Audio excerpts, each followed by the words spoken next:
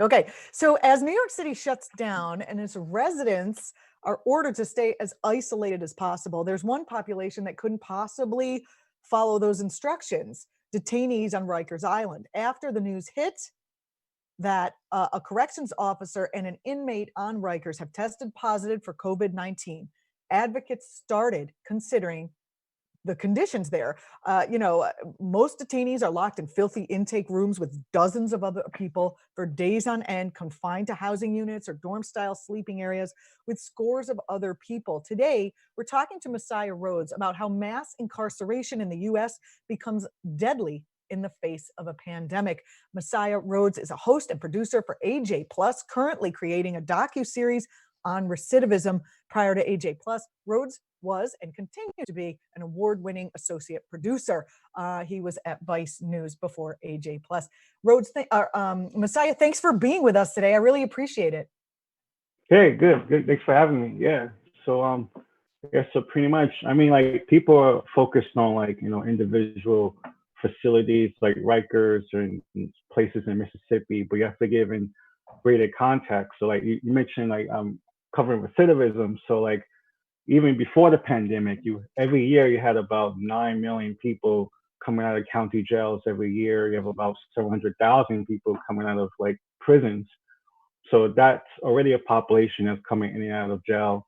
And the lack of reentry services throughout the country already has a very vulnerable population exposed to like something that we never seen before in anyone's lifetime. So healthcare is definitely a problem in our mass incarceration system. Can you talk a little bit more about, if you've never been into a jail, if you've never been there, if you've never had anyone to visit or any reason to go, can you talk about some of the health conditions that prisoners were facing before the pandemic, and like what is it like trying to seek care in a prison in general without the pandemic?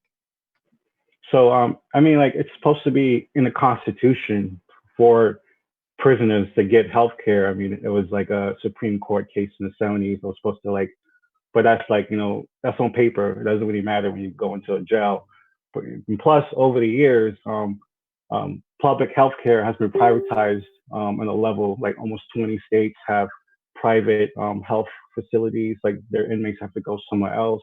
So you have that aspect, and you also have the aspect of like, inmates having to convince, CEOs and prison officials that they're sick, which is already like, like you have to be like your guts coming out of your body in order to get that kind of, in some places, which you see in a lot of lawsuits because of that. People get their sick calls and they don't get noticed and they die. So that's before the pandemic. And on top of that, you have women who are the highest growing prison population in the country over 40 years, and women are definitely treated, even without prison, are treated differently by the healthcare system. So imagine in prison where GYNs are nowhere to be found, and oh yeah, so that's like women having to before. give birth while shackled, all of these horrible. Yeah, birth while shackling, all kinds of like barbaric things done to women within prisons. So yeah, so that's the context even before COVID-19.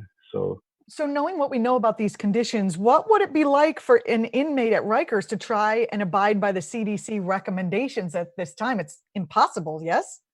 Yeah, I mean, you can't even have alcohol in jail. That's like they're gonna make moonshine in the toilet with it. So like they're not gonna give that to inmates. Meaning you And can't the have hand irony of it, sanitizer, right? yeah, Because you can't have hand sanitizer sanitizer because apparently you can mix it with like orange juice or whatever and make.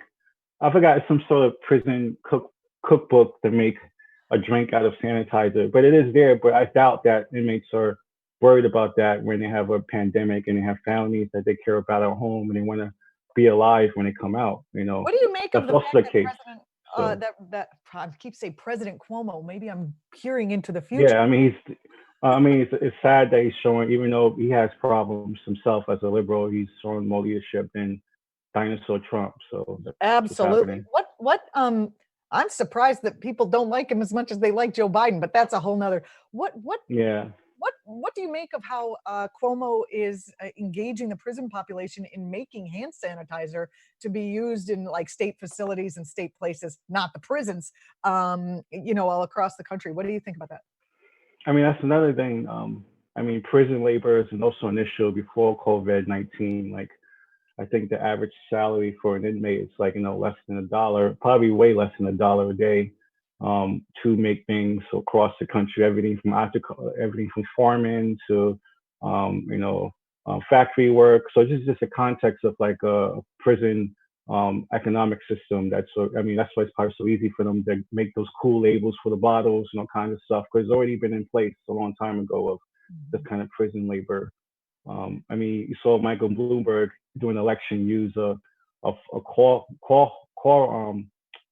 services. So that's also a thing prisons a lot of times use, call centers. And there's been stories of like funny stories of inmates because they have no one else to Oh my talk to. God, Messiah, It's developing friendships with people over T-Mobile call service. So that makes me want to be so much nicer to anyone who calls me during the day. so yeah, yeah. So that's already in context of how inmates and prisoners are used, exploited for labor across the country. So Cuomo, I guess, thought he was being like a strong leader, saying he can do this. And I mean, obviously, liberals don't understand how mass incarceration works and the cultural, nuances of it. So Um, Many people might not consider the fact that most people that are even held on Rikers Island specifically haven't been convicted of a crime yet. The fact that they're prevented from protecting themselves from this pandemic, is it feels like a policy that directly targets poor people who can't afford bail, and then they're being held hostage and vulnerable to this pandemic. What are your thoughts on that? Is it important that many of these prisoners could well be innocent?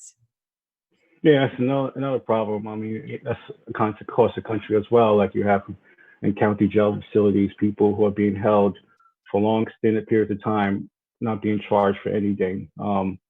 So you have that right now. I mean, I think you have some places, counties and certain states releasing inmates out into the world. But I mean, it sounds good in a headline that you're releasing all these people, but the fact that there's no reentry services are already kind of limited. Now you have all these people out in the streets having to take care of the kids, find a job. They still have to do the same things that when you get out before a pandemic is to find a place to live and find a job. So now they have to do it in these conditions. So I mean, it's good that in Also, relevant like, form, are people yeah, considering that they might already have the disease, and then do you want to come in and yeah, live yeah, with me spreading and my it, yeah, mom and grandma exactly. and my baby if you already might have it from being in Rikers? I mean, this is insane. There's no like plan. They're just opening the door and Yeah, just opening the doors free. I mean, something out of like, The oh, Walking Dead or something. So this isn't there like a season in The Walking Dead when they spend a whole season in the jail because the inmates got stuck in it. They rather just stay in there and they survived the zombie apocalypse. That's the irony of that. So We um, have some questions coming in from the chat. Shaggy Fang asks, "What do you do with criminals who are a danger to society if you know, well, your question, I didn't pre-read it, but mass incarceration. oh, you mean talking about like letting like the rapists and serial killers out in the world? I mean, that's Right. that. I mean, you always get that kind of question when like dealing with mass incarceration. But Yeah, the because percentage for doesn't those mass people. incarceration have a different intonation than like incarcerating people who actually committed a rape? There's a difference. Yeah, yeah, yeah, yeah, yeah. I Yeah. mean, like, Can you explain then you that? drift in towards like restorative justice stuff and whatnot. But I mean, the percentage of population that are these like hardened super criminals is small. But you have to also think about the fact that recidivism, because you let like a low hanging fruit like a burglar out without any support the first time of jail, he goes back. That's how you transform criminals. That's how you make these super criminals that you're scared of because you do not have the context of what reentry, what happens when people come out of jail who do these low level crimes. Mhm. So, Another I mean, like, question. yeah, Oh, sorry. no, no, yeah, yeah. Another question from the chat from Lauren. Oh, one of our favorite chat people, although you're Oh, all yeah. with a large Hey, percent. Lauren, thank you for. Yeah, with a large percentage of incarcerated people being locked up due to nonviolent crimes and the possibility for coronavirus to devastate prison populations, should the country move toward releasing some of these prisoners, even if they don't? I'm adding, even if they, like, for example, those with possession drug offenses, even if they don't necessarily have, a place to go at this point. Do you think it's better to release them? I mean, this is this. Now we have these apocalyptic questions: should women and children get off the boat first? So yeah, I mean, I think we should release them. That's their better chances of not getting coronavirus So outside many the of them should inside not be facility there if in you the live. first place. Yeah, So, exactly. They should just get out. So yep. that's a no-brainer question. So How can we support and protect those who are detained on Rikers and other prisons across the country right now? What's the best way? I mean, there's different bail fund groups are definitely the first line of defense for helping people because they need. So that's the thing. You have people being held and they can't afford to pay bail.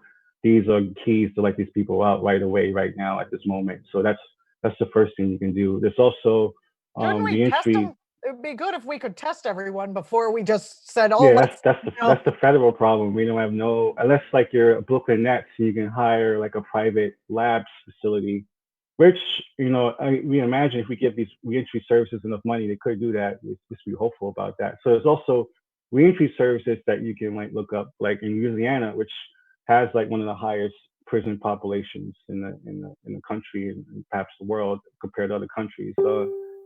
They have a one program, Operation Restoration. You can donate to them. They provide hygienic stuff for people, for women specifically who come out of jail. We donate to them. There's also New Way of Life in LA, which has, obviously the highest homeless population in the world, in the country. They also have a New Way of Life. You can donate to them. They provide hygienic reentry services. So it's about helping the infrastructure that's already in place that's helping people get out of jail. So we have to like help these bail funds and reentry services now. And what can we do to, what can we do? What can the average person do to support inmates who are just incarcerated at this point in time during this time of crisis? Is there anything we can do? I mean, if you have friends and family on incarcerated now, the best thing is to like almost be a kind of a quasi list. You have to like when they talk to you, you gotta ask them how's the conditions there, what happened yesterday, what happened today. It's best to document these things as we go along because so it's best right now to document it and provide advocacy for you outside. So that's what we can do right now if you know people are behind bars right now. So you are working on a new project. Am I right about this? I've got Yeah, I do yeah. want to show this clip, this a Black Panther in prison jail. Oh yeah, yeah, yeah. Yeah, that's Can you Shalim talk about, Takim. yeah. So Charlie Matakim is he's a former Black Liberation Army member. He's been in prison for so this can go to COVID too. So he's been in prison for almost 47 years. He's been denied parole about 11 times. He should have been out of jail like 10 years ago. But because of his political beliefs, he's being held by pretty much the parole board keeps denying him parole. So and the police unions as well. So that's what's been happening. So I went to jail. I went to visit him during the march, during the last march that had like snow. I visited him and we had a chat about mass incarceration and how he feels about it. But that goes Okay. back to advocating for older inmates because those are the most vulnerable people of everybody in jail. He's almost in his late 60s and he's behind bars.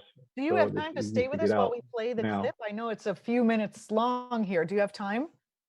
Yeah, Otherwise, yeah, go ahead. Yeah, okay, great.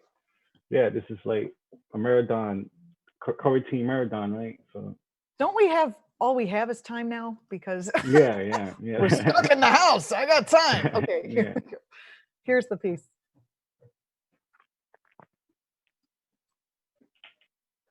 That BLA was involved in activities which involved the use of force and violence Hold on, I'll start over. here, all right? And it talks about the BLA and them being released from prison.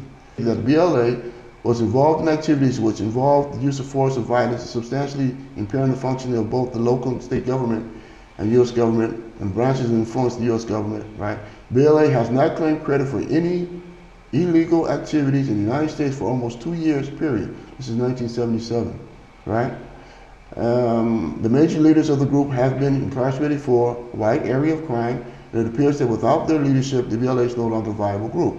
Recently, some prominent BLA members have been released from prison, but all indications lead to the conclusion that they are not returning to the former lifestyle of crime and or guerrilla warfare. So he is basically reading just to give some, just to make sure I know what's going on. He is basically reading the fact that the other BLA people who have been let out are not going back to crime. They didn't do any crime, Nope. for 2 years after. Nope. The group is basically not doing anything at this point. And that's a really old document. When you deal with people who are incarcerated for long periods of time, they gather every legal document. They're like their own advocacy. So he has documents from the White House, all kinds of stuff that connotes the fact that like they're being kept behind bars for their political beliefs, even though they're not going to go out there and do the stuff that they did before when they were teenagers. So. The New York City Police Department representatives has failed to determine any information. I don't do the same stuff I did when I was a teenager or a 20-year-old. Every No, not decade at that all. passes, No, I'm like, no. oh, who was that? No, I mean, I used to, all kinds of stuff, drinking Hennessy in the stairwell. And like, I used to have this trick I used to do, because I went to high school in Times Square. And What? there was this old Mentos commercial when they pop a Mento and you do something hilarious. So like, Yes. so we pop a Mento and like we open a cab door and we leave the cab door open and we open the other cab door and we run out and just leave like Broadway and 43rd Street jam with this cab before the doors open, like little idiots. Oh, So I mean, like I could do that now as a 30-year-old, but I doubt when I I was get away with it. 14, we used to roll apples from a crabapple tree into the street to see if the cars could smush them. Yeah, yeah, Which I yeah, didn't yeah. realize until I was a driver is a terrible Yeah, idea. yeah. So you have to give in context that Julianna is like the most like political and like uh, aggressive version, but like across the board, you have like juvenile kids who are 18, 19 being charged as adults for like little things that they will probably never do again if you're just like more restorative justice initiative. So this is Let's a watch a little bit systematic more thing. of your piece. Yeah. Regarding the resurgence of the BLA or activities in the New York City area. Contact with these sources are familiar with the BLA activities in the past and has failed to develop any new information regarding BLA activity inside the New York City area or approximately for the last 2 years. Based upon the above, this investigation is being closed. So it's been, This is 1977. yeah, So this indicates by their own investigation that the releasing of guys from prisons, they're not going back to criminal activities of any form. They're not engaging back into any type of guerrilla warfare, what they call guerrilla warfare. So there is actually no reason to not release them, okay?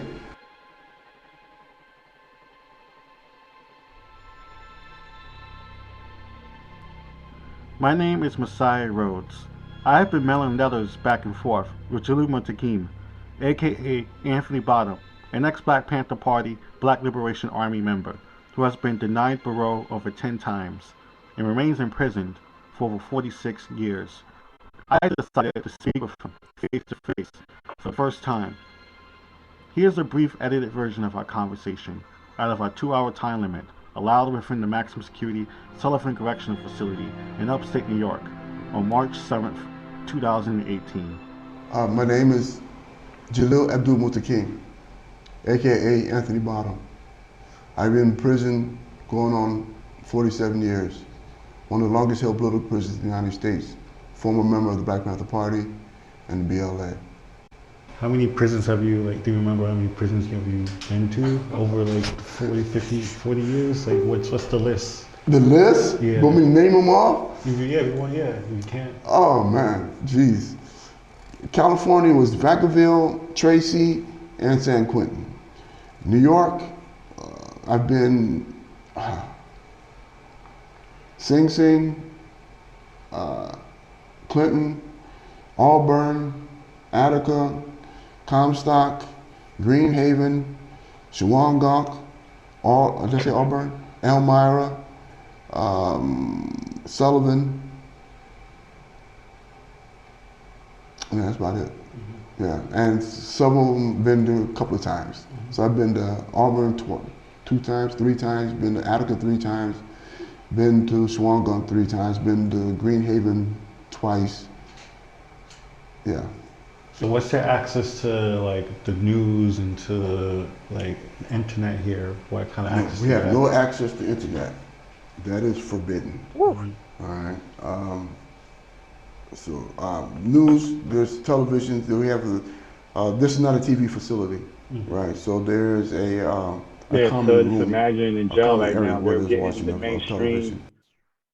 The past 2 weeks, they've been getting the mainstream narrative that it's okay, like Trump is gonna go away.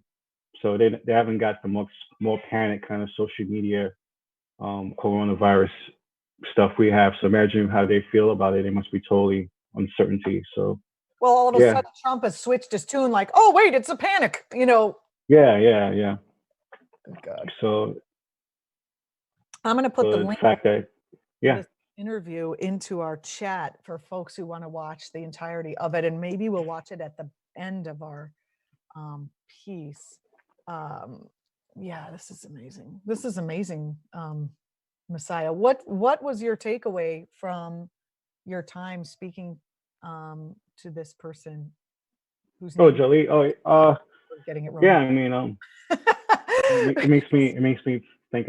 Put in context of like how like we can barely get people right now to stay in their homes for a good thing, and there are men and women in this country right now who are good people in a bad place. They can't leave, and we have the option right now as people to like take that kind of I guess like motivation, that kind of inspiration, him being behind bars for so long and still being a sane person, still being a solid person. Like we can take that inspiration as we go through these times of like self social distancing and all kinds of stuff, and we can learn how we can still build community and still love each other, do this stuff. So do video cameras in our rooms. So We have yeah. a question coming in from the chat from Lauren. Should we look at nationalizing the for-profit prisons in order to guarantee health outcomes for inmates during this crisis? I mean, it'd be nice if Trump was thinking about those people.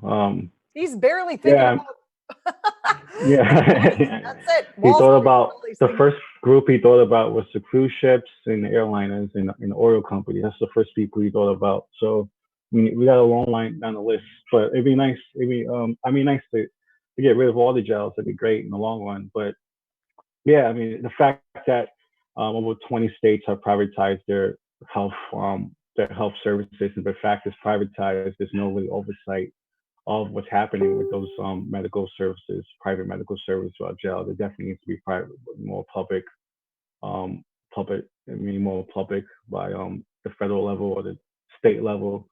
Whatever happens the fastest at this point. It's urgent for these medical care to not be in hand of profit, where people we least care about the most. So Absolutely. Thank you so much for being on with us. Any final yeah, words for the people watching? yeah. Everyone, stay safe, stay clean, and Against All Odds will be out on AJ Plus soon. Check it out. Promote. I was doing English, AJ Plus, AJ Contrast. That's your The new docu-series. piece. What is it about? Against All Odds is about recidivism. It's about how women are the highest growing prison population in the country. And it ties into the fact that I was separated from my mother for over 15 years. I didn't know where she was. I didn't know what was going on. That's because she was in and out of jail 4 times. And it goes, so That we, is so we have sad.